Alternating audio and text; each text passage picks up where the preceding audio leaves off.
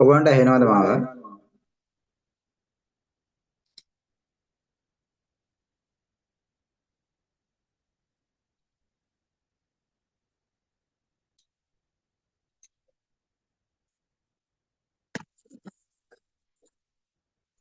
එහෙනම් සර් හරි.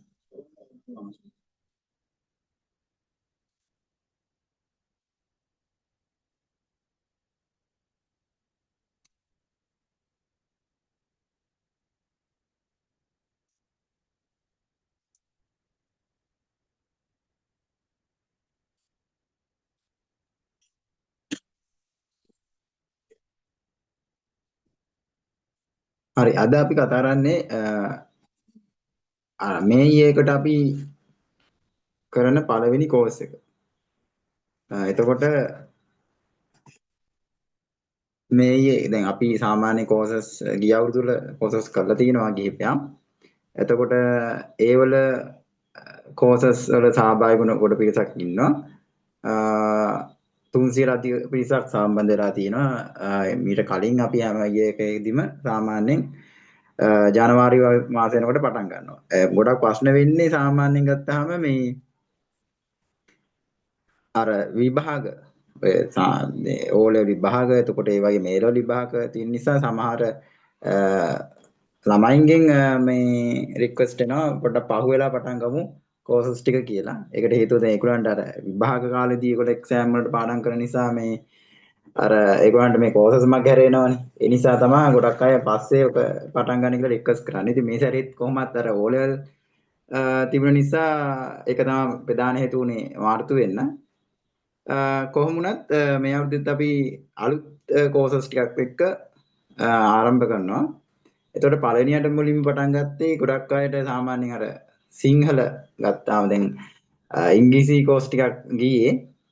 එතකොට සමහර දැන් ගිය අවුරුදු වල කරපු ඒවල සමහර අත්දැකීම් තියෙනවා මට. මොකද සමහර අවස්ථාවලදී දැන් සමහර කෝසස් වලට අවශ්‍ය වෙනවා මේ ප්‍රැක්ටිකල් කරන්න.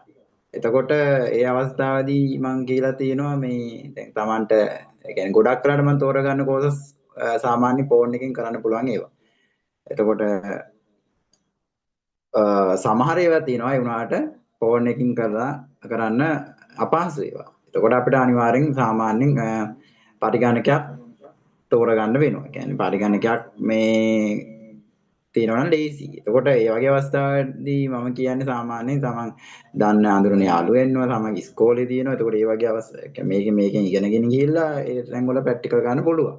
아무තෙන් නිකන් මේ සල්ලි විදන් ගන්න අවශ්‍ය නැහැ. එතකොට මේ මොකද හැමදාම කෝසස් නැහැනේ. ඒ නිසා මේ ඒ වගේ අර තමන්ට අර පහසු වෙන විදිහේ මොකක් හරි ඒ වගේ කෝසස් තෝරා ගැනීමේදී පොඩ්ඩක් අවධානය යොමු කරන්න. ගොඩක්ම කෝසස් තියෙන්නේ ඔයගලන්ට සාමාන්‍යයෙන් කරගන්න පුළුවන් ෆෝන් එකකින් වගේ දෙයකින් කරගන්න පුළුවන් කෝසස් ඒ නිසා ප්‍රශ්නයක් නැහැ. එතකොට ඒවා කලින් දන්නනවා කොහොමද වෙන්නේ කියලා. දැන් මේක සාමාන්‍ය කෝස් එකක් නිසා සාමාන්‍ය කෝස් එකක් නෙමෙයි. මේකේ තියෙන කන්ටෙන්ට්ස් ගොඩක් හොඳයි. ඒ කියන්නේ කන්ටෙන්ට්ස් ගොඩක් දැන් කාලෙට ගොඩක් ගැලපෙනවා වගේම සාමාන්‍ය ජාලකරණය කියන නැත්නම් දත්ත සංනිවේදනය කියන ෆීල්ඩ් එක ගත්තාම ඒ ක්ෂේත්‍රය ගත්තාම ඒකේ ගොඩක්ම වැදගත් වෙන ටිකක් තමයි අපි මේ කෝස් එකෙන් ආවරණය කරන්නේ. එතකොට මේකේ ප්‍රධානම දේ තමයි මේකේ වැඩියෙන් අපි භාවිතා කරන්නේ සිංහල භාෂාව. ඇත්තටම ඔයගොල්ලන්ට කතාව මුලින්ම අපි කියන්න ඕනේ මේ IT ඉන්ඩස්ට්‍රි එකේ අපි කතා කරන්නේ ඇත්තටම සිංහලින් නෙමෙයි. එතකොට අපි පුරුදු වෙන්න ඕනේ ඇත්තටම කියනවා නම් ඔයගොල්ලෝ දැන් ඉගෙන ගන්න ළමයි ඇති. ඒ වගේම ෆීල්ඩ් එකේ ඉන්න අය ඇති. එතකොට සාමාන්‍යයෙන් ඔයගොල්ලෝ විෂයන් තෝරගැනීමේදී වුණත් පොඩ්ඩක් සහ මේ ඉන්ඩස්ට්‍රි එකට එනවා නම් පොඩ්ඩක් ඉංග්‍රීසි දැනගෙන ඉන්නත් ඕනේ. ඒක අනිවාර්යයෙන්ම තිබිය යුතු දෙයක්. ඒ කියන්නේ ඒක අර කමියුනිකේෂන් ස්කිල් එකක්. ITI එකේ. එතකොට ඒ නිසා අනිවාර්යෙන් ඉංග්‍රීසි පොඩ්ඩක් හදාගන්න වෙනවා. හරිද? එතකොට දැන් මේ කෝස් එකේ ඉච්ච ලොකු ගැටලුවක් එන්නේ නැහැ. මොකද මේක සිංහලෙන් කතා කරන නිසා. අනිත් කෝසස් වලත් ප්‍රශ්නයක් එන්නේ නැහැ. මොකද සිංහලෙන් දෙකම ඉංග්‍රීසියෙන් දෙකම තේරුම් කළ දෙන නිසා. ඒ වුණාට ඉන්ඩස්ට්‍රි වලට ඔයගොල්ලෝ ජොබ් එකක් විදියට IT තෝරා ගන්නවා නම් IT විෂයක් විදියට තෝරා ගන්නවා නම් ඒක ගොඩක්ම හොඳයි ඉංග්‍රීසියෙන් තෝරගන්න එක. හරි. right. එතකොට මේ අපි මුලින්ම කතා කරන්නේ දත්ත සංනිවේදනයේ සහ ජාලකරණය කියන මේ කෝස් එකේ පට ආරම්භය. එතකොට මම මුලින්ම කරන්නේ මේකේ පදනම දාන එක. ඒ කියන්නේ පදනම කියන්නේ අපි මේක ඇත්තටම ගත්තාම ICT එකේ එක පැත්තක්. ඒ කියන්නේ ICT ක්ෂේත්‍රය තුළ ෆීල්ඩ් එක තුළ එක පැත්තක්. එක සයිඩ් එකක්. හරිද? තව තියෙනවා database management එහෙම ගොඩක් වර්ග තියෙනවා. එතකොට networking කියන්නේ එක පැත්තක්. එක සයිඩ් එකක්. එතකොට මේ සයිඩ් එකේදී මේ සයිඩ් එක වෙන්න පුළුවන් මොන සයිඩ් එක වෙන්න පුළුවන් අපි දැනගෙන ඉන්න ඕනේ බේසික් ICT knowledge එක. ඒ කියන්නේ ICT බේසික් පදනම දැනගෙන ඉන්න ඕනේ. ඕන මේක පදනමක් දාගෙන ඉන්න ඕනේ ලොකු දේවල් ඉගෙන ගන්න. එතකොට ඒක තමයි මම මුලින්ම මේකේ කරන්නේ. මොකද නැත්තම් මට ඉස්සරහට එන මේ කෝස් එකේ තියෙන ඉස්සරහට එන කන්ටෙන්ට්ස් උගන්වන්නදී අවුල් යනවා ඔයගලන්ට. තේරෙන්නේ නැති අය. ඒ නිසා තමයි මම මේකේ ආරම්භයක් ඇටියට පදනමක් දාන්නේ. එතකොට ICT එක කියන්නේ මොකද්ද? එතකොට ICT වල මූලික වදන් මොනවද? වචන මොනවද කියන එක හැමෝම දැනගත යුතු. මේ වෙනකොට මුළු ලෝකෙම ඕන පුද්ගලයෙක් දැනගත යුතු දෙයක් තමයි අද ඔයගලන්ට උගන්වන්නේ. හරි. එතකොට දවස් දෙක තුනක් යනකම් මේ පදනම මම දාගෙන යනවා. එතකොට දවස් 5ක් විතර ගියාට පස්සේ ඔයගලන්ට පුළුවන් මේකේ නිවැරදිව මේ ෆීල්ඩ් එකට බහින්න. ඒ කියන්නේ මේ නෙට්වර්කින් සයිඩ් එකට බහින්න. හරිද? රයිට්. එතකොට අපි මේකේ පදනම දාගෙන යන්න අද. රයිට්. එතකොට මම සාමාන්‍යයෙන් මේක දැන් මුලට පටන් ගන්න ඉස්සර නම් මම කියේ දවස් ටික කෝස් එකයි. ඒ කියන්නේ සමහරට වෙන වෙනම පැයවල තෝරගෙන කෝස් ගොඩක් එක දිගට රන් කරා. නමුත් මේ සැරේදී මම තීරණය කරා එක කෝස් එක සම්පූර්ණයෙන් ඉවරක් කළා වගේ තමයි ඊළඟ කෝස් එක පටන් ගන්න කියලා. ඒක ගොඩක් අයට වාසි වෙනවා. මොකද සමහර අයට කෝස් එක මගහැරෙනවා.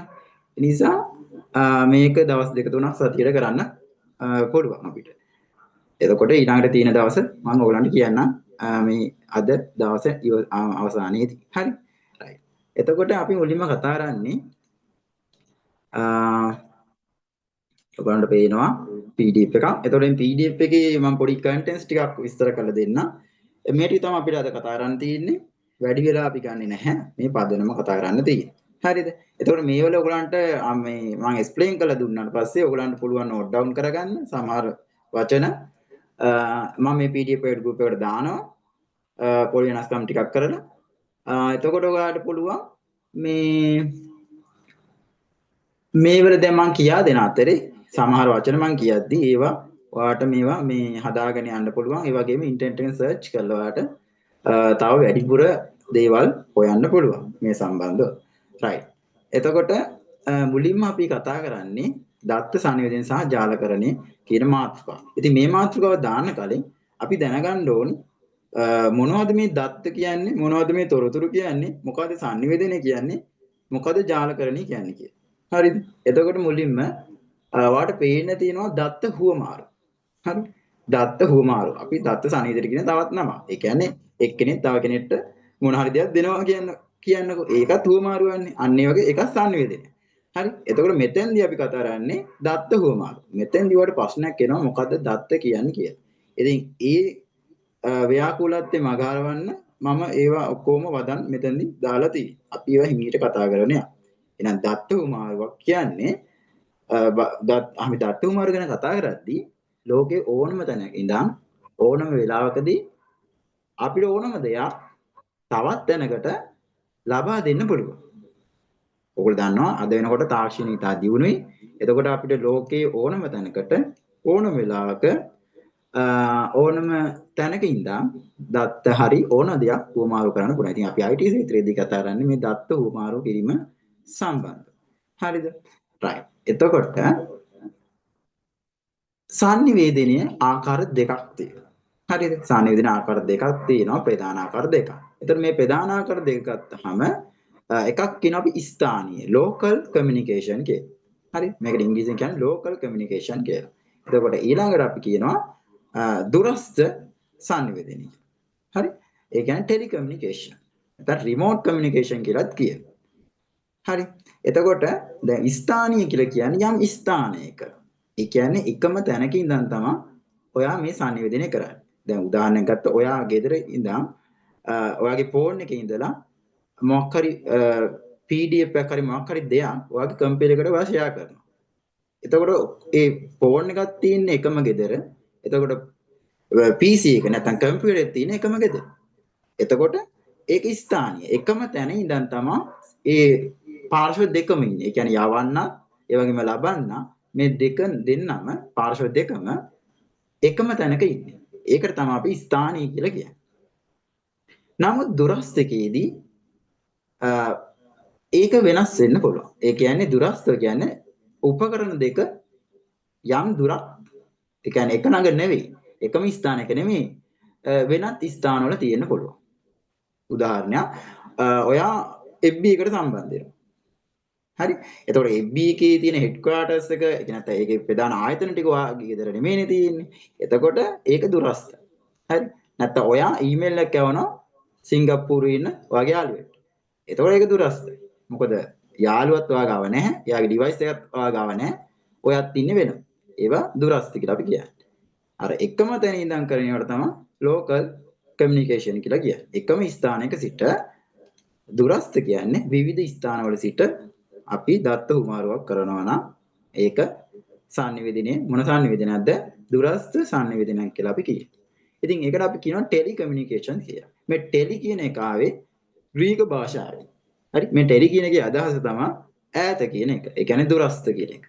කමියුනිකේෂන් එක ඔයගොල්ලෝ දන්නවා sannivedanaye කියන එක. right?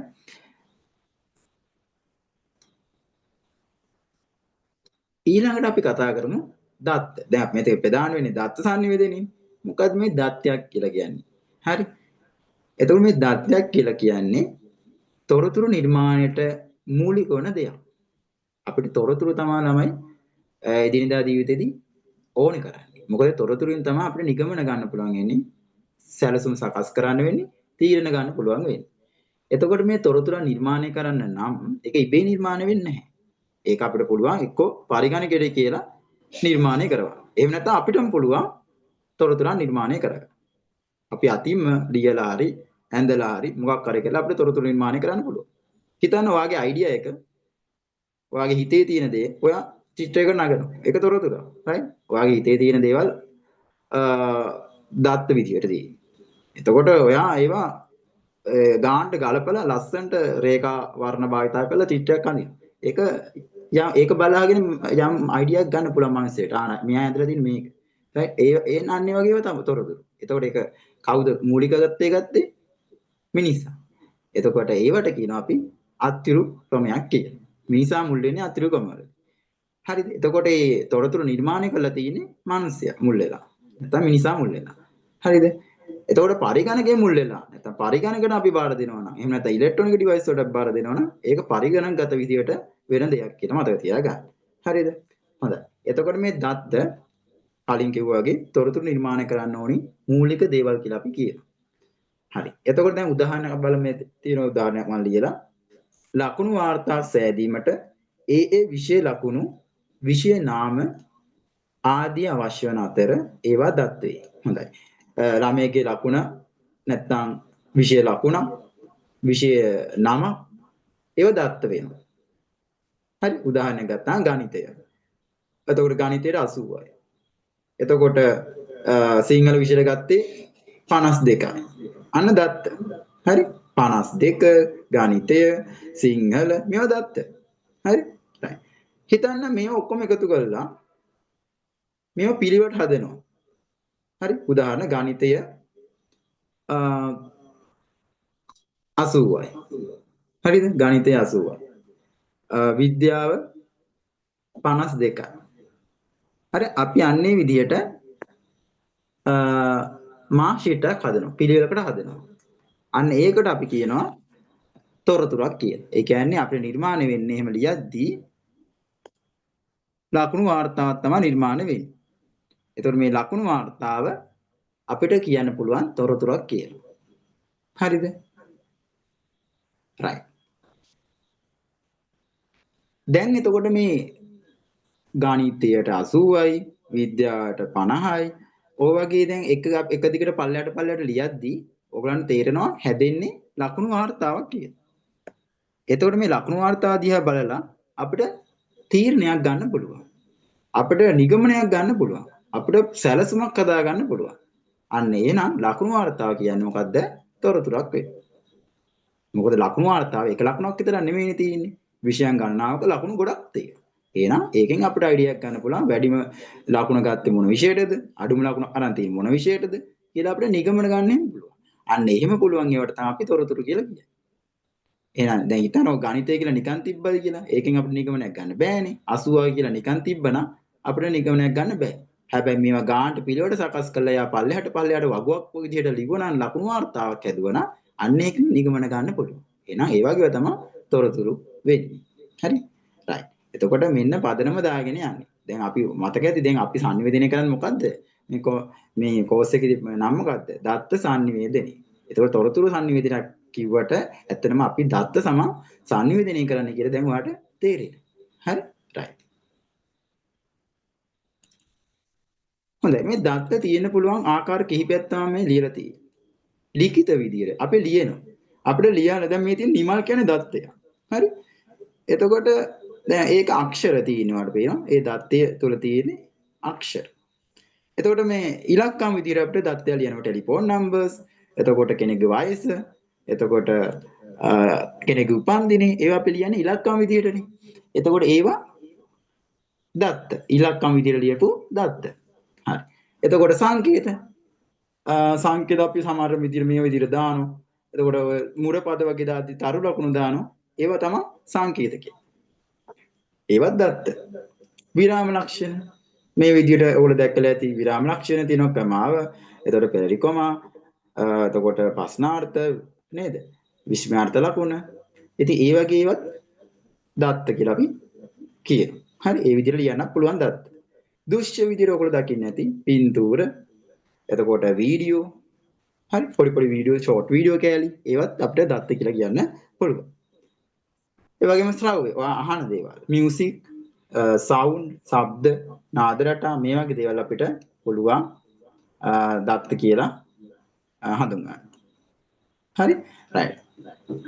එතකොට අපි යන් ඊළඟට මෙන්න විශේෂයෙන් වචන තියාගන්න. දැන් ඔයගොල්ලෝ නිතරම ඇහෙන වචනයක් තමයි data. ඔයගොල්ලෝ අහලා තියෙනවා datum කියලා වචනයක්. හරි. ඔයා අහලා තියෙන්නේ data කියන එක. right? හැමතැනම කියවෙන්නේ data. නමුත් මේ datum කියලා වචනයක් තියෙනවා. මේ datum කියන්නේ මේ data වල ඒක වචනය. ඒ කියන්නේ singular form එක. හරිද? දැන් මේක ලැතින් වර්ඩ් එකක්. මේක ලතින් වලින් බිඳිලා ආපු වචනයක් datum කියන්නේ. එතකොට මේ datum කියන්නේ something given. ඒ කියන්නේ මොකක් හරි දෙයක් දෙනවා කියන අදහස. මොකක් හරි දෙයක් දෙනවා කියන අදහස. හරිද? එතකොට datum කියන්නේ data කියන එකේ ඒක වචනය කියලා මතක තියාගන්න. ඒ වුණාට commonly අපි use කරන්නේ දත්තයක් කියලා අපි කියන්නේ නැහැ. datum කියලා කියන්නේ නැහැනේ. ඉතින් මේක වැඩියෙන් භාවිතා වෙන්නේ data. එතකොට ඒක වචනයටයි බහු වචන දෙකටම දැන් අද කාලේ අපි භාවිතා කරන්නේ data කියලා. හරි? නිකන් අර හොඳ නිකන් normal මතකයට වා තියාගන්න මේකේ ඇත්තම ඒක වචනයක් අපිට තියෙනවා datum කියලා. එතකොට datum කියන එක ලතින් වර්ඩ් එකක්. ඒකේ අදහස මොකක් හරි දෙයක් දෙනවා කියන එක. හරි? ඒ කියන්නේ ඔය දත්ත වගේ කතාවක් යන්නේ නේද? හරි. එතකොට නමුත් අපි ෆීල්ඩ් එකේදී ඉන්ඩස්ට්‍රි එකේදී කතා කරන්නේ datum කියලා නෙමෙයි data කියලා. හරි?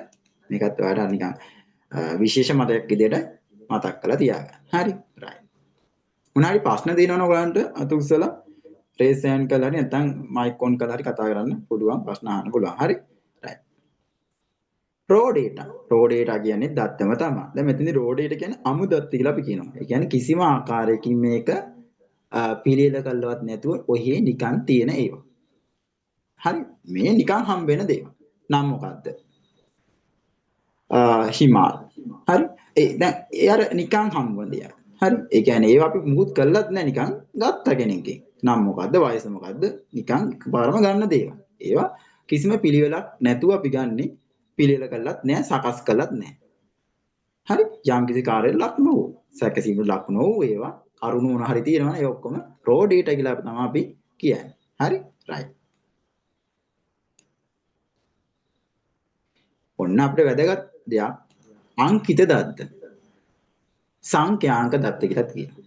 අංකි දෙකට කියන තවත් නමක් තමයි සංඛ්‍යාංක කියලා කියන්නේ. දත්ත කියන්නේ data නේ. right. එතකොට මේ digital data.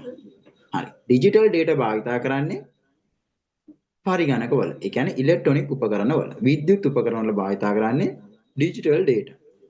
හරි. එතකොට දැන් ඔය අතින් ලියුවොත් එහෙම නිමල් කියලා ඒක digital data එකක් නෙමෙයි. හරි. ඒක අතිරුකමෙට ලියපු දත්තයන්නේ.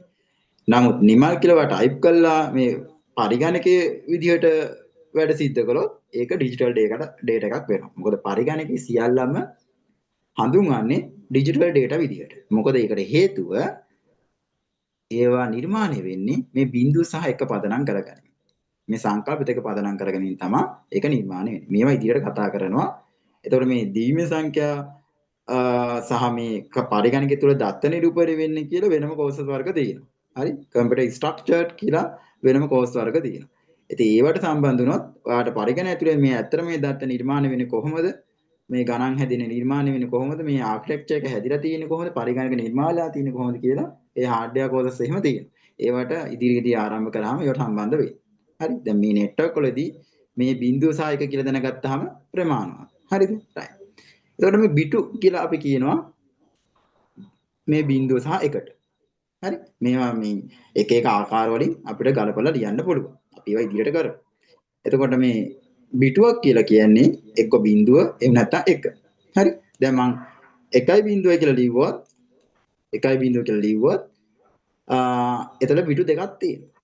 හරි. 1.0 කිව්වොත් එතන බිටු තුනක් තියෙනවා. ඒ වගේ අපිට බිටුවක් කියන්නේ එක්ක බිංදුව එහෙම නැත්නම් එක කියලා මතක තියාගන්න. හොඳයි.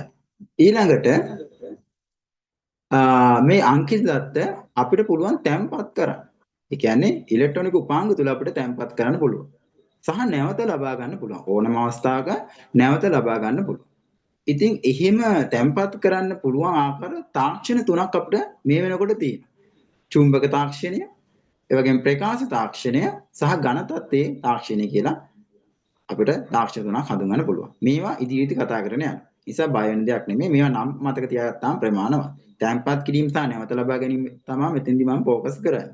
එතකොට මේ තාක්ෂණයන් අපි ඉදිරියේදී කතා කරගෙන යනවා පදනම් කෝස් එකේදී. හරිද? විද්‍යුත් චුම්බක තරංග ලෙස. මේවා බර වැඩිව එච්චර හිතන්න එපා. මේවා ඉස්සරහට ලොකුවට හොඳට කතා කරගෙන යනවා. හරි? තරංග කියලා හිතන්නකෝ තරංග. තරංග ලෙස කේබලයක් ඔස්සේ හෝ වාතයේ අවකාශය ඔස්සේ සම්ප්‍රේෂණය. ඒ කියන්නේ මේ ඩිජිටල් ඩේටා මේ අපිට මේ ඇත්තටම මේ සංඥාවක් බවට පත් වෙනවා. ඒ කියන්නේ සිග්නල් එකක් වෙනවා. හරි දැන් ඔයගොල්ලන් ෆෝන් එකට එන්නේ සිග්නල් එකක් නේ. එතකොට මේ සිග්නල් එක ඇත්තටම විදුලි වෝල්ටීයතාවයක් කියලා අපි කියනවා. ඒ වෝල්ටීයතාවය එක්ක කේබලයකින් එන්න පුළුවන්. එහෙම නැත්නම් වාතයේ ඔස්සේ එන්න පුළුවන්. එක්ක කේබලයකින් එන්න පුළුවන්. රැහැනක් භාවිතා කරලා එන්න පුළුවන්. එහෙම නැත්නම් හුළඟ මගින් නැත්නම් මේ අවකාශය මගින් එන්න පුළුවන්. අපි කියන්නේ වාතය මගින් එනවා කියලා. හරිද? එතකොට මාධ්‍යයන් දෙකක් බව ඔයාලට මේකේ තේරෙනවා. හරි මාධ්‍යයන් දෙකක්. එතකොට ඔයා දැකලා ඇති ලෑන්ඩ් ෆෝන් කියන ඒවා. ගෙවල් වල තියෙනවා ලෑන්ඩ් ෆෝන්. හරිද? එතකොට ඒවා එක දැන ස්ථිරවනේ තියෙන ගෙදර විතරයි එක තියාගෙන ඉන්නේ. එතකොට ඒක එහෙම ගෙනියන්නේ නැහනේ. එතකොට ඒකට වයරයක් එනවා නේද? ඔය ටෙලිෆෝන් කණු වලින් වයරයක් එනවනේ. අන්න කේබලයක් භාවිතා කරලා ඒ කේබල් ඇතුලෙන් අර වෝල්ටීයතාවයක් එනවා. හරි? එතකොට මේ වාතය භාවිතා කරලා සම්ප්‍රේෂණය වෙන්නත් පුළුවන් ඩේටා වලට. ඒ කියන්නේ සිග්නල් වලට. එහෙම ඒවා තමයි ඔයගොල්ලෝ ඔය හෑන්ඩ් ෆෝන් ස්මාර්ට් ෆෝන් භාවිතා කරලා සිදු කරන්නේ. එතකොට ඔයගොල්ලන්ගේ ස්මාර්ට් ෆෝන් එකට එන්නේ වාතය භාවිතා කරලා එන සිග්නල්ස්. හරි? එතකොට ගෙදර ලෑන්ඩ් ෆෝන් වලට සමහර ඒවාවල ඇති රවුටර්ස් ඒ වගේ ඒවාට එන්නේ කේබලයක් භාවිතා කරලා තමයි සම්බන්ධ වෙන්නේ. හරි? ඒ කියන්නේ ගැටලුවක් නැතුව ඇති. හරි. ඊළඟට තොරතුරු ගැන කතා කරද්දී මේ තොරතුරු දත සැකසීමෙන් තමයි ලැබෙන්නේ. අපි ඒක කලින් ඉගෙන ගත්තා දත සැකසීමෙන් අනුතුරු තමයි තොරතුරන් නිර්මාණය වෙන්නේ කියලා. හරිද? එතකොට ළමයි අර කලින් කිව්වා වගේ තොරතුරු වලින් අපිට මොනවද ගන්න පුළුවන්? නිගමන ගන්න පුළුවන්, තේරුම් ගන්න පුළුවන්. ඒකට තේරුමක් තියෙනවා. හරිද? සංවිධානය වෙලා තියෙනවා. ඒ වගේම අර්ථයක් සහිතයි. අර්ථ තියෙනවා. තේරුමක් තියෙනවා. හරිද? නිකන් දත්ත තියෙනකොට තේරුමක් නැහැ. නිකන් නිමල් කියති තේරුමක් නැහැ. හැබැයි නිමල් වැඩිම ලකුණු ගත්ත ළමයාවේ කිව්වම පොඩි තේරුමක් අපිට තියෙනවා. හරිද? එයාගේ වැඩිම එයාගේ සාමාන්‍ය අගය වෙන්නේ 65.3කි. එතකොට මොකක් හරි දෙයක් වෙලා තියෙනවා කියලා අපිට තේරෙනවා. රයිට්? දැන් ඒකේ උදාහරණයක් අපි කතා කරමු. දැනුම. මොකද්ද මේ දැනුම කියන්නේ? මේ දැනුම කියන්නේ තොරතුරු විශ්ලේෂණයෙන් දැනුම ලබා ගන්න පුළුවන්. ඒ කියන්නේ දැනුම අපිට හම්බ වෙනවා අර තොරතුරු දිහා බැලලා ඒව කියවනවා. හරි? දැන් පොතක් කියවුවාම ඔයාලට දැනුමක් ලැබෙනව නේද?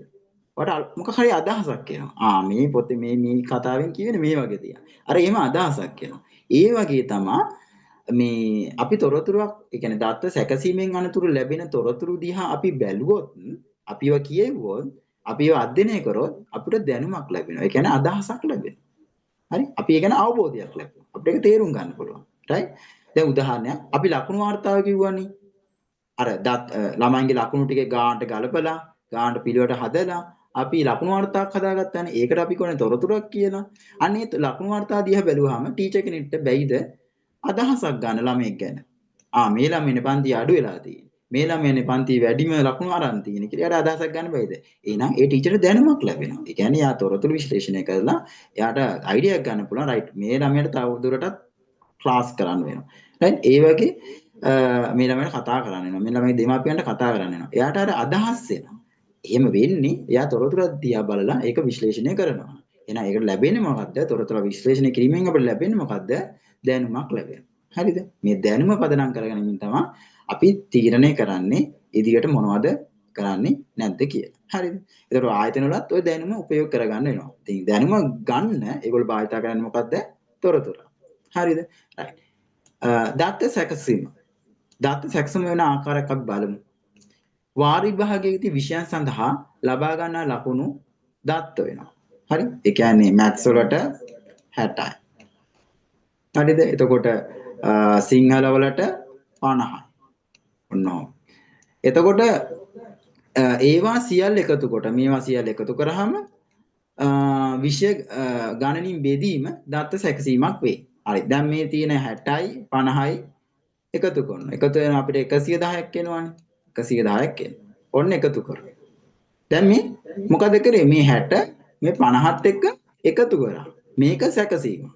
මේක අංක ගණිතයේ සැකසීම. මොකද්ද මං කරේ? සැකසීම ක්‍රියාවලිය එකතු කිරීමක් තමයි කරේ. දත්ත දෙකක් කරා එකට එකතු කරා. අන්න දත්ත සැකසීම. හරිද? ඊට පස්සේ බෙදෙනවා. බෙදුවට පස්සේ එනවා මේක 110 දෙකෙන් බෙදුවට පස්සේ අපිට එනවා සාමාන්‍ය අගය. ඒ දෙකෙන් බෙදන්නේ මේ විෂයන් ගන්න. හරි? එතකොට ඒකත් සැකසීම. හරිද? එතකොට මුළු ලකුණු 110යි. හරි? ඉතින් ඒ වගේ සාමාන්‍යගේ 55යි ඒ වගේ අපිට මේ තොරතුරු ලැබෙනවා. එතකොට සාමාන්‍ය ලකුණු සාමාන්‍යගේ සහ මුළු ලකුණු කියන්නේ අපිට ලැබෙන තොරතුරු. ඒ මුළු ලකුණු ගත්තේ කොහොමද?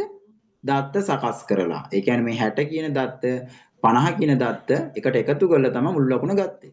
එතකොට සාමාන්‍යගේ ගත්තේ කොහොමද? මේ 60යි 50යි එකතු වෙලා 110 මේ විෂයන් ගණනින් මේ විෂයන් දෙකක් තියෙන නිසා දෙකෙන් බෙදුවා. දෙකෙන් බෙදුවට පස්සේ අපිට 55 ආවා. එතකොට ඒක තොරතුරු. එහෙනම් සාමාන්‍යයෙන් මුල් ලකුණ කියන්නේ තොරතුරු කියලා මේ ප්‍රකාශය තුල අපිට ගන්න පුළුවන්.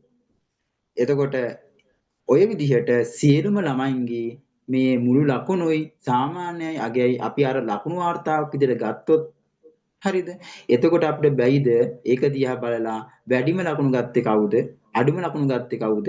ඒ වගේම මධ්‍යස්ථ ලකුණක් කරන් තියෙන කවුද කියලා අපිට තීරණය කරන්න බැයිද? පුළුවන්. එතකොට එහෙම තීරණය කළා තමයි ඉස්කෝලවල රෑන්ක් කරන්නේ ළමයි. පන්තියේ පළවෙනියා කවුද? දෙවෙනියා කවුද? තුන්වෙනියා කවුද? අන්තිමයා කවුද? එතකොට කලින් වාරයකදී නම් දැන් දෙවෙනි වාරයේදී නම් පළවෙනි වාරයේ හම්බුණු ලකුණු වාර්තාවත් එක්ක සංසන්දනය කරන්න පුළුවන්. කවුද මෙයා වැඩි මේ ඉම්ප්‍රූව් වෙලාද? මෙයා වැඩි දියුණු වෙලා ළමයෙක්ද? එහෙම කියලා අපිට නිගමන ගන්න පුළුවන්. එහෙනම් ඒ නිගමන ගන්න යූස් කරේ මොකද්ද? තොරතුරුනේ. හරි. දැන් ඔයාලට තේරෙන්නේ නැති මේ දත්ත සැකසීම කරාම අපිට තොරතුරු නිර්මාණය වෙනවා කියන්නේ. හරිද? එහෙනම් අපේ තොරතුරු තමයි එදිනා දීදී වඩාත්ම වටින්නේ. ඉතින් මේ වටිනා කියන තොරතුරු නිර්මාණය කරගන්න අපිට දත්ත අහක දාන්න බෑ. දත්ත අනිවාර්යෙන් ලබා ගන්න වෙන්නේ. right. එතකොට දැන් දත්තවල දත්ත සැකසීම සඳහා දැන් මේක මම දැන් අතින්නේ දැන් මම මේක කොලයක පෑනක් භාවිතා කරා නම් මේක අතිරු දත්ත සැකසීමක් වෙනවා. මම මේක Excel එකකින් නැත්නම් මේක පරිගණක කැල්කියුලේටරේ භාවිතා කරලා මේ ටික මේ 110 55 කියලා හදාගත්තා නම් ඒක මොකද්ද වැටෙන්නේ ඉලෙක්ට්‍රොනික දත්ත සැකසීමකට. මොකද මම කැල්කියුලේටර් එකකින් නිර්මාණය කරේ. හැදුවේ ගණන් ටික. එකතු කරේ අඩු කරේ. බෙදුවේ. පරිගණකේ භාවිතා කරලා මම එහෙම කරේ. එහෙමනම් ඒවට අපි කියනවා ඉලෙක්ට්‍රොනික දත්ත සැකසීමක් කියලා. අපි අතින් කොළ කෑලි භාවිතා කරලා පෑන් භාවිතා කරලා පැන්සල් භාවිතා කරලා මකන භාවිතා කරලා මකනවා ඒ වගේ දේවල් කරනවා නම් ඒවා අතිරු දත්ත සැකසීමක් වෙනවා. කොහොම කරත් අතිරු දත්ත සැකසීමක් කරත් ඉලෙක්ට්‍රොනික දත්ත සැකසීමක් කරත් අන්තිමට ලැබෙන්නේ මොකද්ද? තොරතුරක්නේ. හරි. ඒක මතක තියාගන්න. හරිද? right. දැන් පරිගණක වෙන ඉලෙක්ට්‍රොනික මෙවලකින් සැකසීම. දැන් පරිගණක විතරක් නෙමෙයි ඉලෙක්ට්‍රොනික මෙවලන් තියෙන්නේ. ඕගොල්ලන්ගේ ෆෝන් තියෙනවා, කැල්කියුලේටර්ස් තියෙනවා නේද? ඒවා ගණිත උපකරණ තියෙනවා ඉලෙක්ට්‍රොනික ඒවා උන්ට. හරි? ඒ වලින් සකස් කරන ඒවා අපි කියනවා ඉලෙක්ට්‍රොනික දත්ත සැකසීමක් කියලා. හරි. ඊළඟට අපි බලමු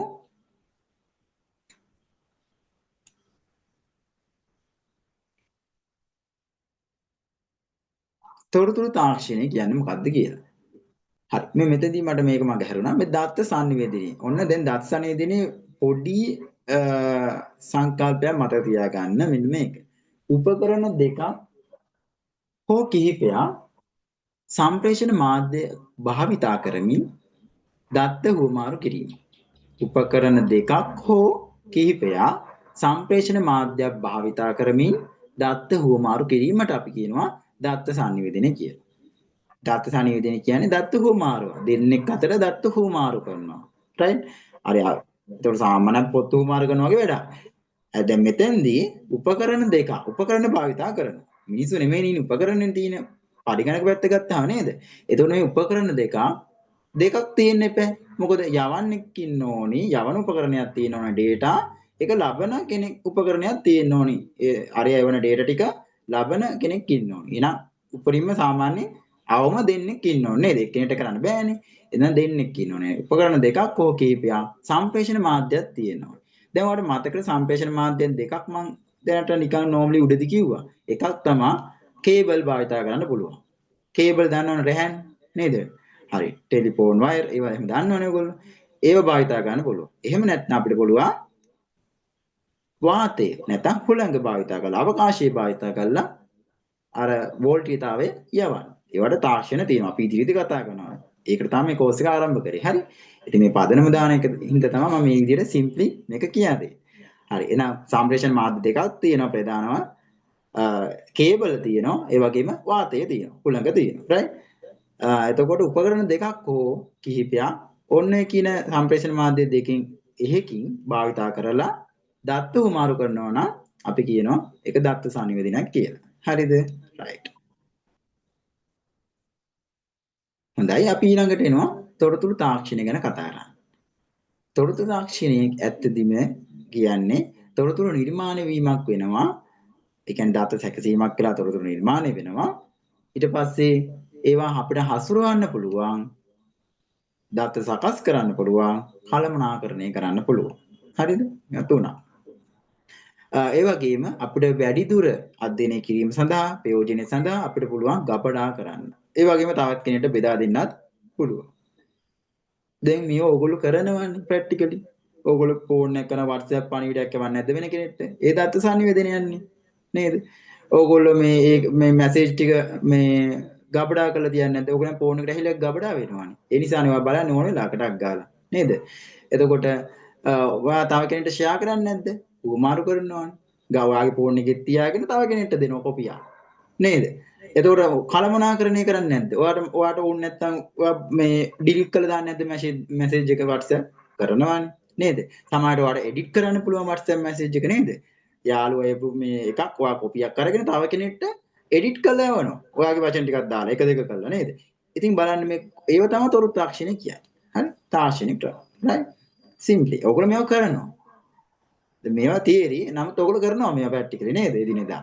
right. දැන් මෙතනත් දත්ත sannivedanaye වෙන්නේ නේද? මම මෙහි කතා කරනවා මේවා ඔයගොල්ලන්ගේ සම්ප්‍රේෂණ මාධ්‍ය දිගේ ගිහිල්ලා ඔයගොල්ලන්ගේ ෆෝන් එකෙන් ඔයගොල්ලෝ අහනවා. නේද? බලනවා අහනවා. right. එතකොට පරිගණක කියන්නේ ඇත්තටම මේ තොරතුරු තාක්ෂණය කියන එකේ ඒ ක්ෂේත්‍රයේ අද්විතීය උපකරණයක් කියලා අපි හැමෝම දන්න කරුණක්. වටිනාම උපකරණයක්. මොකද පරිගණකය ගත්තාම දත්ත සැකසීම අතින් ගත්තාම ඉතා විශාල අයුරින් සහ වේගවත්ව දත සකස් කිරීමේ කරන විදිහක් තමයි මේ උපකරණයක් කියලා අපිට හඳුන්වලා දෙන්න පුළුවන්. අනිත් එක පරිගණක කියන්නේ බහුමාධ්‍ය කියන්නේ බහුකාර්ය උපකරණයක් කියලා අපි කියනවා. බොහෝ කාර්යයන් කරන්න පුළුවන්. මොකද පරිගණකයට චිත්‍ර අඳින්නත් පුළුවන්, ටීවී බලන්නත් පුළුවන්, හැමදේම කරන්න පුළුවන්. දැන් කැල්කියුලේටරයක් ගන්නකෝ. ගණක යන්ත්‍රයක් ගන්න. ගණක යන්ත්‍රයෙන් කරන්න පුළුවන් ගණන් හදන්න විතරයිනේ. හැබැයි ගණක යන්ත්‍රයට බෑනේ ටීවී වෙන්නන්න ටීවී දර්ශන ප්‍රවෘත්ති වෙන්නන්න එහෙම බෑනේ. හැබැයි පරිගණකය ගත්තාම යාට වැඩ ගොඩක් කරන්න පුළුවන්. පරිගණකයට වැඩ ගොඩක් කරන්න පුළුවන්. ඕගොල්ලන් ෆෝන් එකක් එහෙමනේ. ඒකත් බහුකාර්ය උපකරණයක්. නේද? ඒකෙත් ගණන් හදන්න පුළුවන්, වීඩියෝ බලන්න පුළුවන්, චිත්‍ර අඳින්න පුළුවන්, ඕන දෙයක් කරන්න පුළුවන්. හොඳයි. අපි ඊළඟට තවත් වැදගත් වචන තුනක් ඉගෙන ගන්නවා. ආදානය. ආදානය කියලා කියන්නේ දත්ත ඇතුළත් කිරීමකට. ඒ කියන්නේ යම්කිසි පද්ධතියකට අපි දත්ත ඇතුළත් කරනවා නම් අපි ඒකට කියනවා ආදානයක් කියලා. එහෙනම් මේ දත්ත ඇතුළත් කිරීමට භාවිතා කරන උපකරණ වලට අපි කියනවා ආදාන උපාංග කියලා. හරි. ආදානය කියන්නේ මොකද්ද? දත්ත ඇතුළත් කිරීම. එතකොට එහෙම කරන උපාංග වලට අපි කියනවා ආදාන උපාංග කියලා. අර වචනේම දාන්න තියෙන ආදානීය උපාංග නෙමෙයි ආදාන උපාංග. හරිද? එතන ආදාන උපාංග කිහිපයක් තමයි මේ සිංහලෙන් කියලා තියෙන්නේ. එතකොට මම මේ සිංහල ඉංග්‍රීසි වර්ඩ්ස් ඔයගලන්ට දෙන්න. මවුස් එකට අපි ඉංග්‍රීසියෙන් කියනවා මූස් එකට අපි ඉංග්‍රීසියෙන් කියනවා මවුස් කියලා. හරි ඉතින් ඔයගලන්ට මේක දැකලා ඇති. දැකලා නැත්නම් ඔයගලන්ට පුළුවන් ඉන්ටර්නෙට් එකේ මෙන්න මේ ඉංග්‍රීසි වචනය සර්ච් කරලා බලන්න Google එකේ. එතකොට ඔයාලට රූප ටිකක් එයි මවුස් වල. හරිද? යතුරු පූර්ව මං හිතන්නේ මෙතන ඔක නොදකපු කෙනෙක් මේ ඉන්නවා කියලා නේද? යතුරු පොට අපි ඉංග්‍රීසියෙන් කියනවා කීබෝඩ්.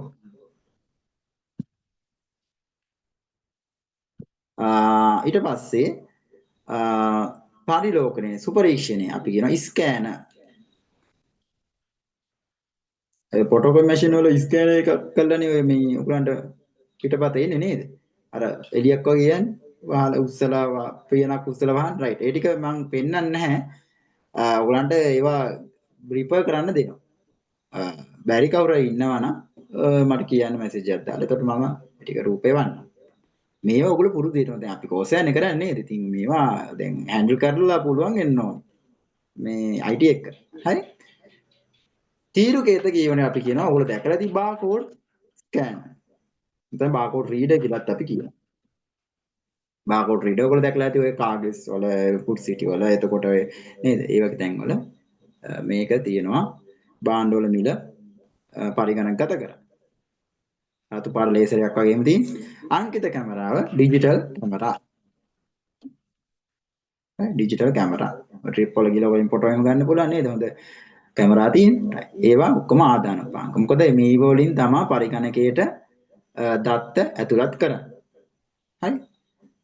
දැන් මම මවුස් එක මේ කීබෝඩ් එක භාවිත කරලා නම් මේ ටික මේ ටයිප් කරේ. ඉතින් බලන්නකෝ දත්ත ඇතුළත් කරන්නේ. right? ඕකේ. ඊළඟට සැකසීම. දැන් දත්ත ඇතුළත් කරන්න එපා සකස් කරන්න නේද? දත්ත නැතුව සකස් කරන්න බෑනේ. මොනවද සකස් කරන්න තියෙන්නේ? එහෙනම් දත්ත ඇතුළත් කරලා ඉන්න ඕනේ සකස් කරන්න. එහෙනම් පද්ධතිය තුලට දැන් මෙතෙන්ද පද්ධතිය කිව්වහම මේ කම්පියුටර් වෙන්න එපා. පද්ධතිය කම්පියුටර් කියලා හිතන්නකෝ නැත්නම් iPhone එක කියලා හිතන්නකෝ. හරි. එතකොට මේ පද්ධතිය තුලට ලබා ගන්න දත්ත උපදේශ අනුව ක්‍රියාවලියට ලක් කරනවා. ඒ කියන්නේ අපි කියන උපදේශ අනුව දැන් මුකුත් ඕනේ නැහැ. ඔයා WhatsApp හැමෝම භාවිත කරනවා. ඒතර WhatsApp වල ඔයා කොහොමද මේ මැසේජ් එක ටයිප් කරන්නේ? app එක on කරගන්නවා. WhatsApp on කරගන්නවා. කවුරු එක්ක contact එකක් තෝරගන්නවා යාළුවෙක්. ඊට පස්සේ ඔයා මොකද කරන්නේ? ටයිප් කරනවානේ, ටච් කරනවානේ නේද? ඒක ටච් ස්ක්‍රීන් එක.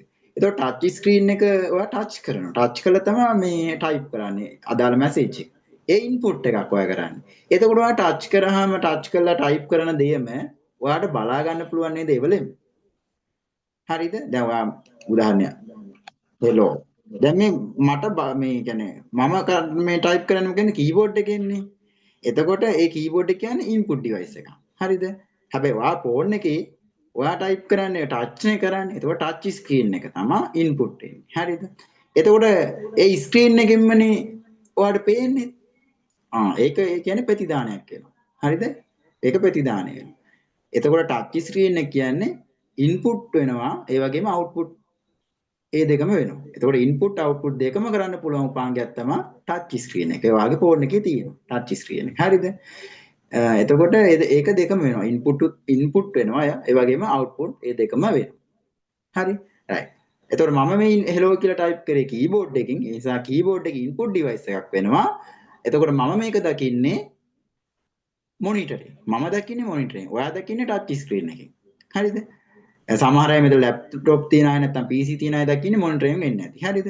ඒක ඔයාගේ දින ඩිවයිස් එක දැන් Zoom එකත් එක්ක සම්බන්ධ වෙලා තියෙන ඩිවයිස් එකත් එක්ක බලන්න ඔයා මොකකින්ද ඔක දකින්නේ කියලා.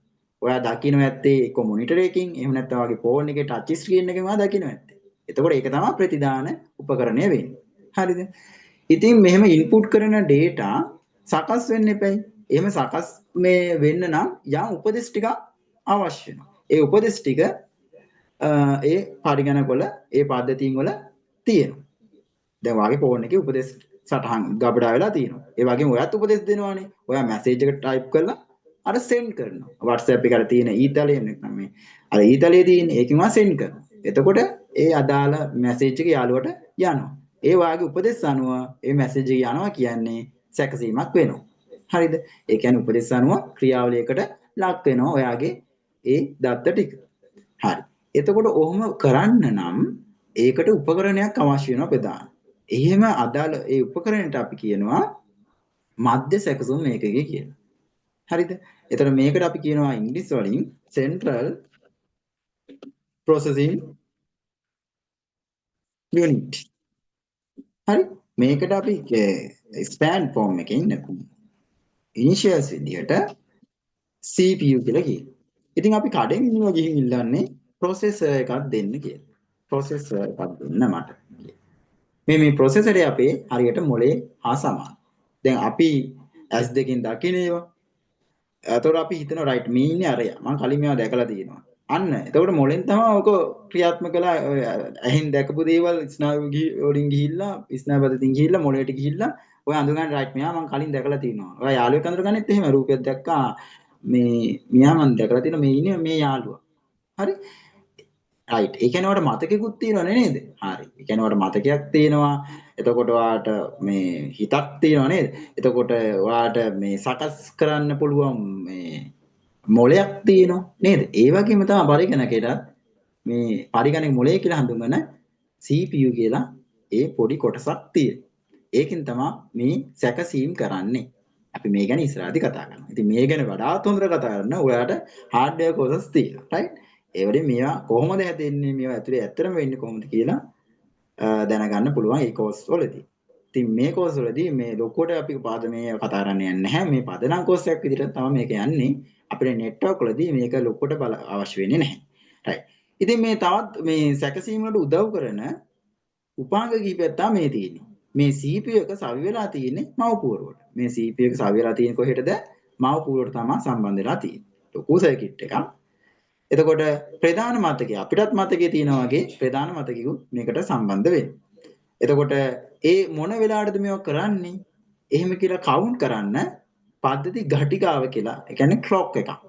අපි අර ඔල්ලෝසු වෙලා යන්නේ. ඒ වගේ ක්ලොක්ස් තියෙනවා මේ මව්පුරු වල. හරිද? දැන් උදාහරණයක් ඔයා ඉස්කෝලේ යන්නේ හතාමාට තමයි ඉස්කෝලේ පටන් ගන්න. ඒතර අර ඒ වගේ මේ වෙලාවන්ට අනුව උපදේශ ක්‍රියාත්මක වෙන්න දත්ත සකස් කරන්න අණ දෙන්න පුළුවන් ක්ලොක්ස් වර්ග මව්පූර්වේ තියෙන. හරිද? රයිට්. එතකොට විස්තරණ කාඩ් පාත්. ඔයා එකිනෙක ඔයාගේ මව්පූරුවට නැත්නම් ඔයාගේ කම්පියුටරේට අලුතෙන් කාඩ් එහෙම ගෙනල්ලා ගන්න පුළුවන් ඔයාට. VGA කාඩ්, එතකොට සවුන්ඩ් කාඩ්, ඒ වගේ අලුත් නොඑක් වර්ගයේ කාඩ් ගෙනල්ලා ගහන්න පුළුවන්. හරිද? කාඩ් ගෙනල්ලා සෙට් කරන්න පුළුවන්. ඒවට ගහන්න පුළුවන් තැන් තමයි මේ විස්තරණ කාඩ් පත් කියලා කියන්නේ. ඉන්නේ කාඩ් පත් වලට කියන්නේ එක්ස්පැන්ෂන් කාඩ් කියලා අපි කියනවා. කවුළු සහ කේබල්. දැන් පරිගණකයක් ගත්තාම ඔයා දැකලා ඇති. ඔයා ලැබ් වල එහෙම පරිගණක දැකලා ඇති. එතකොට පරිගණක වල පිටිපස්සේ බැලුවාම වයර් ගොඩක් තියෙනවා. ඒවල තමයි මේ කේබල් සහ ඒ කේබල් සම්බන්ධ වෙන තැන් වල තමයි අපි කවුළු කියලා කියන්නේ. පෝට්ස්. හරිද? හරි. එතකොට මේ පිළිබඳ පුතේ වැඩිදුර කතා කරන්නේ අපි හાર્ඩ්වෙයාර් කෝස් වලදී පමණයි. කම්පියුටර් ආකිටෙක්චර් ඒ සම්බන්ධ කෝස් වලදී මේවා වැඩිපුර හොඳට ගැඹුරින් කතා කරනවා. මේ නෙට්වර්ක්ස් වලදී මේවා අපිට එච්චර ලොකුට අවශ්‍ය වෙන්නේ නැති නිසා මම මේ විදියට උඩින් සාමාන්‍ය විදියට කියන්න යනවා. හරිද? ඉතින් ඔයාට මේවා මම මේවා දෙන්නම් ඕනනම් ඉංග්‍රීසි වචන ඔයාට පුළුවන් මේවල රූප බලන්න. මේ ඔක්කොම ඇත්තටම අපිට දැක ගන්න පුළුවන්, අල්ලන්න පුළුවන් හાર્ඩ්වෙයාර්. හරි? මව්පොරට අපි කියනවා ඉංග්‍රීසි වලින් මදර් බෝඩ්. එතකොට ප්‍රධාන මතකයට අපි කියනවා මේන් මෙමරි. ඉතින් මේක ඔයා සර්ච් කරන්න ඕනේ ඉන්ටර්නෙට් එකෙන් RAM කියලා. හරි? random access memory. නැත්නම් මේන් මෙමරි කියලා ගහලා බලන්න. හරි? පද්ධති ඝටිකාව system clock. system clock කියලා කරුවාම ඔයාට ඒක දැක ගන්න පුළුවන්. විස්තරණ කාඩ් expansion card කියලා ගන්න. එතකොට එනවා. Ports and cable. Ports and cable of computer කිව්වහම ඔහොම ගහලා බලුවාම ඔයාට මේ රූප බලා ගන්න පුළුවන්. ඒව තමයි දෙන වැඩ. හරිද? කෝස් එක වැඩ දෙන්නත් එපා බලන්න. නැත්තම් හොයන්නේ නිකම් මේකින් ටික අහගෙන නෙමෙයි මේව හොයලා බලන්න. Ports and cable of computer, expansion cards of computer, system clocks of computer, RAM of computer, motherboard of computer කියලා ගැව්වාම ඔයාට පරිගණකයේ තියෙන ඒ අදාළ උපකරණ ටික රූප මගින් දැක ගන්න පුළුවන් සහ විස්තර හොයන්නත් පුළුවන්. හරි? ඒවල මේ කෝස් එකට අමතරව තව දේවල් ඔයාට ඉගෙන ගන්න පුළුවන්. right. ප්‍රතිදානය කියන්නේ මොකක්ද? දැන් අපි කතා කරා ආදානය කියන්නේ මොකද්ද? දත්ත ඇතුළත් කිරීමක් කිව්වා, සැකසීම කිව්වා, උපදෙස් අනුව ඒ දත්ත සකස් කරනවා කියලා පද්ධතිය ඇතුළට ගියාට පස්සේ ඊට පස්සේ අපි කතා කරමු ප්‍රතිදානය කියන්නේ මොකක්ද කියලා. ප්‍රතිදානය කියන එකට ඉංග්‍රීසියෙන් අපි කියන්නේ output කියන්නේ.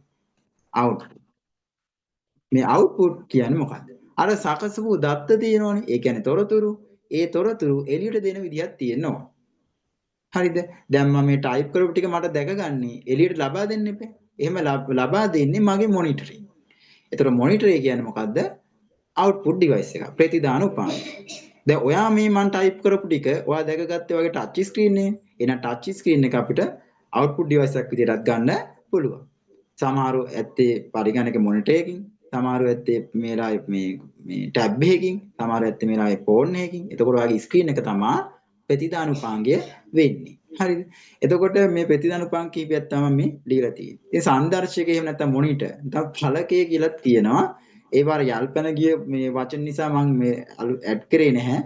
සාමාන්‍ය මේකට මොනිටර් නැත්නම් සංදර්ශකය කියලා තමයි නැත්නම් කම්පියුටර් ස්ක්‍රීන් කියලා අපිට කියන්නත් පුළුවන්. එතකොට මෙතෙන්දී වර්ග තුනක් තියෙනවා. CRT මේවාට පුළුවන් සර්ච් කරලා බලන්න මොන වගේ මොනිටර්ද දැක ගන්න තියෙන්නේ කියලා. CRT අර ඔයගොල්ලන් සාමාන්‍ය පරණ ටීවී වල එහෙම තියෙන අර පිටිපස්සට නේද ගොඩක් ඉඩ යනවා මේවට. ඉතින් මේවා ඉන්ටර්නෙට් සර්ච් කරලා බැලුවාම ඔයාලට මේ රූප බලා ගන්න පුළුවන්. එහෙම අපහසුතාවයක් තියෙනවා නම් මැසේජ් එකක් දාන්න. එතකොට මට රූප දෙන්න පුළුවන්. මම මේවා රූප දාලා දැම්මේ නැත්te ඒක හේතුවක් තමයි ඔයා මේවා බලන්න ඕනේ. ඉන්ටර්නෙට් සර්ච් කරන්න ඕනේ. එතකොට මේ වගේ ඒවා ඉගෙන ගන්න එක හරි වටිනවා. CRT LCD LED මේ තාක්ෂණ තුන ඔයාලට අධ්‍යයනය කරන්න පුළුවන් ඉන්ටර්නෙට් එක සර්ච් කරලා බලුවා. හරිද? රූප බලන්න පුළුවන් මේ මොනිටර් වල විශේෂත්වයන් මොනවද කියලා. හරි. ප්‍රක්ෂේපණ යන්ත්‍ර කියන්නේ ප්‍රොජෙක්ටර්ස්. ඔය ඉස්කෝලවල වල නැත්නම් ආයතන වල ලොකු ස්ක්‍රීන් එක බිත්තියට දාලා ස්ක්‍රීන් එකේ ඔයගොල්ලෝ දැකලා ඇති මේ යන්ත්‍රයට අපි කියන්නේ ප්‍රොජෙක්ටර් එකක් කියලා. මල්ටිමීඩියා ප්‍රොජෙක්ටර් කියලා තමයි අපි බහුමාධ්‍ය ප්‍රක්ෂේපණ යන්ත්‍ර වලට කියන්නේ. ඊළඟට මුද්‍රණ යන්ත්‍ර ඔයගොල්ලෝ දැකලා ඇති printers. printers වලින් තමයි අපි ඔය වාර්තා එළියට print out ගන්නවා කියලා කියන්නේ. හරි. printers. ඒවලත් වර්ග තියෙනවා. මම මෙතනට ඇඩ් කරේ නෑ මොකද ඒ course මේ field එකේ course එක නෙමෙයි අපි කරන්නේ. හරි. මේවා නිකන් normal දැනගන්න තමයි මම මෙහෙම ඇඩ් කරේ. ඊළඟට speakers. ඔයගොල්ලෝ speaker නම් දන්නවද නේද? speaker. ඔය subwoofer එතකොට තියෙන දැන් JBL කියන්නේ ඒවත් ඉතින් output device තමයි නේද? දැන් යන්නේ JBL නේද? JBL speaker වේ වර්ගයක්. හොඳ JBL කියලා ලියන්න එපා. ඒකටත් කියන්නේ speaker, buffers, එහෙම නැත්නම් subwoofer එහෙම. හරි. ඒ වර්ගය කියන්නේ නමක් නේ brand එක ගන්න. මේවා output device වෙනවා. ඒතර මේ speaker එකෙන් output වෙන්නේ මොනවද? මේ ශ්‍රව්‍ය. ඒ කියන්නේ අහන්න පුළුවන් ඒවා. ශබ්ද. හරි. ඊළඟට ප්‍රධානම දෙයක් තමයි තව වචනයක් ගබඩා කිරීම සහ තැන්පත් කිරීම කියන අදහස. එතකොට අපිට පුළුවන් මේවා දැන් ඇත්තටම කතා බැලුවොත් එහෙනම් පරිගණකයේදී දත්ත සැකසීමට පෙර ගබඩාත් වෙනවා. දත්ත සැකසීමට පස්සේ ගබඩා වෙනවා. හරි. දත්ත සැකසීමට පෙර තියෙන දත්ත විදිහපණයි. එතකොට මේ දත්ත සැකසීමට පෙර අපි ඇතුළත් කරපු ගමන්ම තැම්පත් වෙනවා. හරිද? ඊට පස්සේ සැකසුණාට පස්සේ ආයෙ තැම්පත් වෙනවා. එතකොට දත්ත සැකසුණාට පස්සේ හැදෙන මොනවද? තොරතුරු. ඒ තොරතුරු ටිකත් තැම්පත් වෙනවා පරිගණකේ. ඊට පස්සේ තමයි අපිට මේ අවුට්පුට් ඩිවයිස් හරහා පෙන්වන්නේ එළියට. හරිද? එහෙනම් මතක තියාගන්න මේ තැම්පත් කිරීම දත්ත ඇතුළත් කරන මොහොතේම තැම්පත් කරගන්න. එක පාටම දත්ත ඇතුළත් කරපු ගමන් සකස් වෙන්නේ නැහැ හොඳේ. ඒක මතක තියාගන්න. දත්ත ඇතුළත් කරපු ගමන් සකස් වෙන්නේ නැහැ. දත්ත ඇතුළත් කරපු ගමන් කරන්නේ පළවෙනි දේ තමයි ඒක තැම්පත් වීම. මතකයේ තැම්පත් වීම. අපිත් එහෙමනේ. අපිත් එකපාරටම මේ මොකක් හරි පොතක් කියලා ඒක ලියන්න මේ යනවද? නෑනේ. රයිට්. දැන් ඔයගොල්ලෝ විභාග ලියන්නේ කොහොමද? එක්සෑම් එකක් ලියන්න ඔයාගේ මතකේ වා මතක් කරගෙන යන්න එපා නේද? එතකොට ඔයා මේ රයිට් ඔයා පාඩම් කරන් යනවා. හරි. ඒ ඔයා ඉන්පුට් කරගන්න ඕනේ නේද? ඔයා මතකයට ඉන්පුට් කරගන්න. ඉතින් ඒව ගබඩා වෙන්න එපා. ඒ කියන්නේ ඔයා හිතේ තියාගන්න ඕනේ. මතකේ තියාගන්න ඕනේ. හරි එක්සෑම් එක දවසේ එනවා. ඔන්න පේපරේ හම්බෙනවා. එතකොට එකපාරටම ලියන්නේ නැහැ. ඔයා මතකයට අරගෙන තමයි ලියන්නේ. මතක් වුණ නැතුව සොරිම තමයි නේද?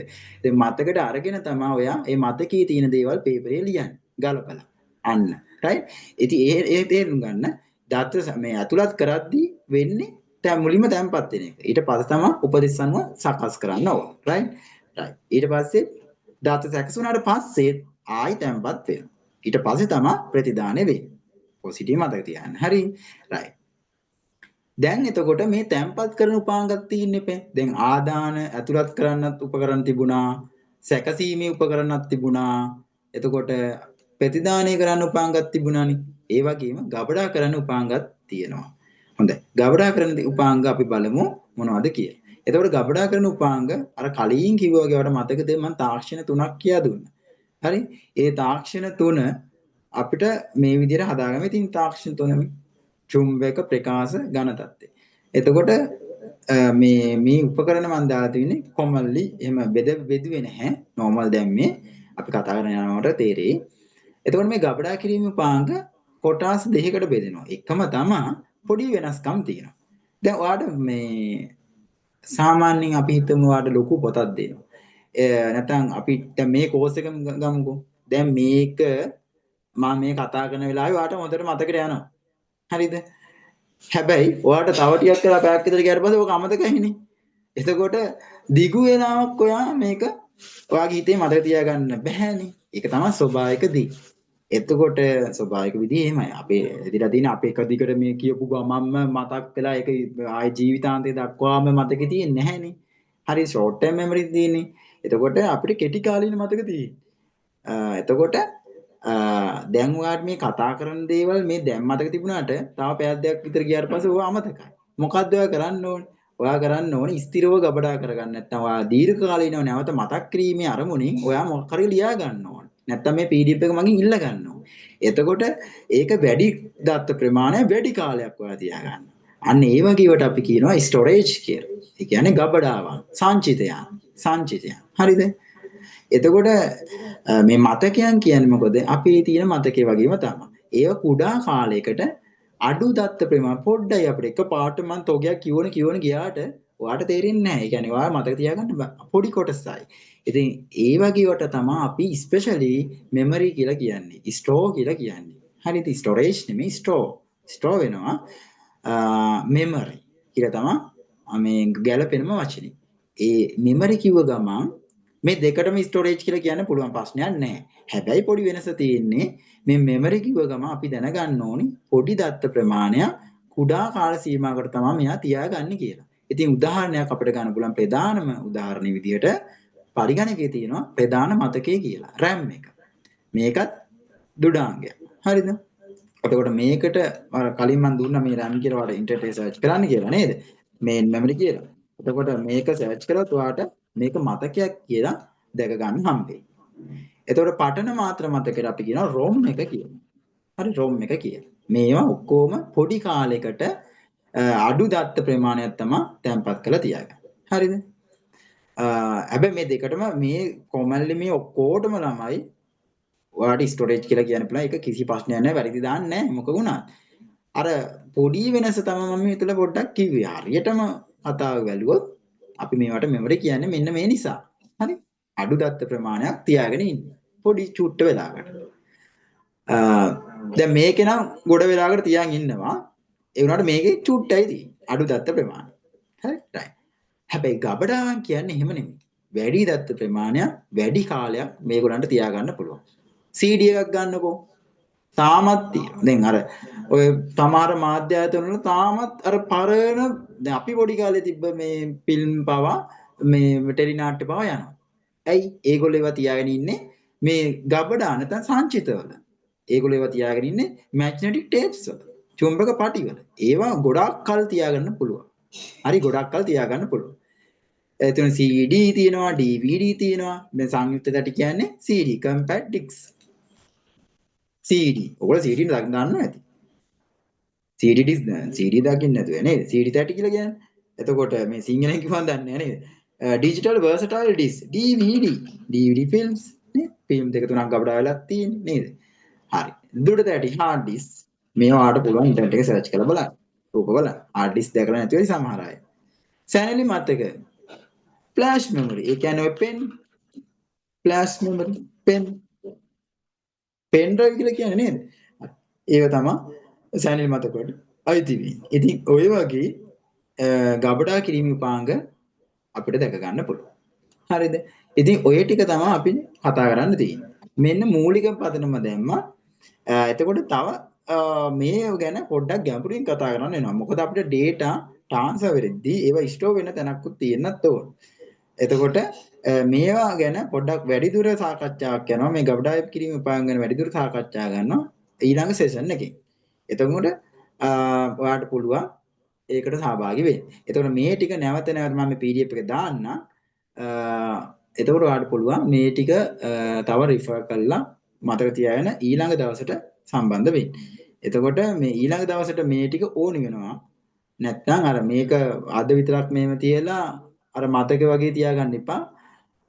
ස්ථාවරයක් ඔයාලට පුළුවන් පොතක් අරන් නෝට් එකක් කරලා ලියලා දාන්න. නැත්නම් මේ PDF එක තියාගන්න පුළුවන්. නිරන්තරයෙන් මේක බලලා මොනවද කිව්වේ කියලා මම රෙකෝඩ් එකක් දාන්න. රෙකෝඩ් එකත් තේරුන්නේ නැත්නම් තව මේ ආයෙත් බලන්න ඕන ඔයාලට පුළුවන් රෙකෝඩ් එක යූස් කරන්න. මේ YouTube link එකක් දෙන්න. එතකොට ඔයාලට ඒ වලින් බලන්න පුළුවන් ප්‍රශ්නයක් නැහැ. මේ එහෙම කරලා අපි අනිත් දවසේ සෙෂන් එකෙන් සම්බන්ධ වෙමු. එතකොට මේ ටික අර මං කියන්නේ දැන් මේ ඉගෙන ගත්ත ටික වාට මේ ඉංග්‍රීසි වචන දුන්නානේ ඉන්ටර්නෙට් එකෙන් සර්ච් කළා මේ අදාළ රූප හොයලා බලන්න. ඒ තමයි දෙනවා නම් දෙන්න තියෙන මේ වැඩි දැනට. හරිද? මේ එඩිට් කරලා සම්බන්ධ වෙන අපි ඊළඟ සෙෂන් එක තියන්නේ සෙන්සුරාදා 8ට. හරි සෙන්සුරාදා 8 වෙනකොට සම්බන්ධ වෙන්න. එතකොට දවස් දෙකක් තියෙනවාට